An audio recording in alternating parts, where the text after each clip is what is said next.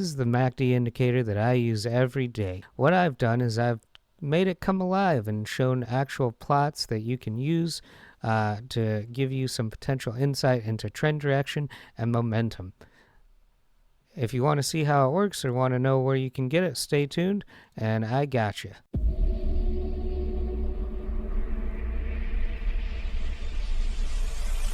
Disclaimer, this is not trading advice. This is for entertainment and educational purposes only. You can lose up to and including the entirety of your capital trading futures. Consult a professional, and let's get started. So this is the MDDYMACD indicator. I've used this indicator for as far as I can remember. However, it was just a plain old MACD indicator when I first started, and now we have some additional accessories that go along with this that turn it into something that you can use and tune to your liking. So I have the indicator brought up right here, and as you can see, you got your fast, slow, and signal lines. You can adjust those. I use this particular setting. I have my colors set the way I like. All of these colors have specific, each line has its own ascending and descending color selection choice, so you can identify whatever you want. You can also change the lines to be bars, which is what I have here and why it looks so cool the way it does. Instead of just lines that you have to kind of look really close at to see what's going on, the bars actually give you some, you can kind of look in the periphery and see, hey, there's this yellow here. We have some momentum going when you're staring directly at the candlesticks. So the next thing that we have is the ability to plot your dots or arrows. I know with my backtesting software that I have, the arrows kind of act a little funny, or they don't populate the backtest correctly. So I use dots. I like to keep it on dots. And then histogram position is the one that I'm looking at. I'm also looking at histogram momentum.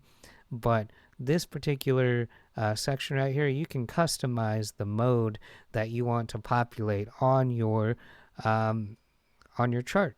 So you can do histogram based, MACD based, momentum setups, and strong trend based. So all of those are available to you that you can play around with. And also we have the background. There's different modes for that as well.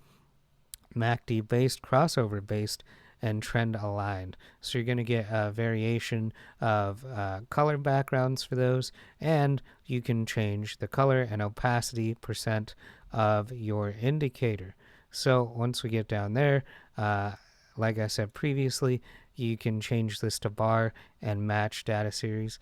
So that's one way that you can do that. And I am actually going to turn off the background just for a moment to show you guys what it can look like without.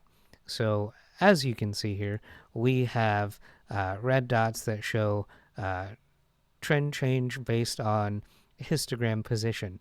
So histogram position doesn't conclusively say that there's a trend change, but it does say there's a weakening of the current trend. Something that I really want to hit home to you guys is the need for volume.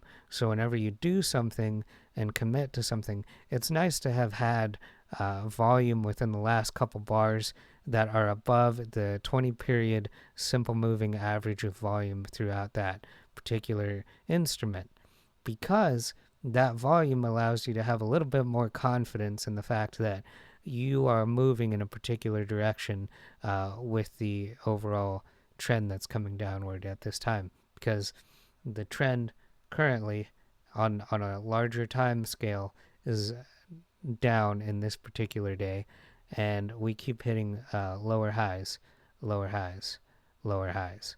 So once you narrow that down, you want to be on the right side, which the VWAP clearly identifies here. We puncture it. We hit a midline of our pre-market level, and we carry on downward. So that's just something that we can use. And so anytime that we see these red momentum dots, we have potential entries to push further downward. So this one right here, beautiful. This is more positional based because we hit the midline, and then we had a rejection of a of a previous high, and so we're just shooting downward. We have a pullback on the one standard deviation, the negative one standard deviation, and then we continue downward, down all the way to the negative 2 standard deviation line, or we have some consolidation and a pullback back to the 1. So, and everything is tracked on this MACD. It's not a leading indicator. It's still lagging, but it's a lot quicker than a lot of other things. So we do have some identifications here that would indicate, hey, we may be coming back up, and we're trying to cross back into the VWAP bands and hit VWAP. So again, not financial advice, but these are just ways I trade. We can either do trend continuation trades, we can do mean reversion trades, we can do high double tops, double bottoms. Go ahead and leave a like, and I will show you where you can get this indicator and so many more indicators as we continue.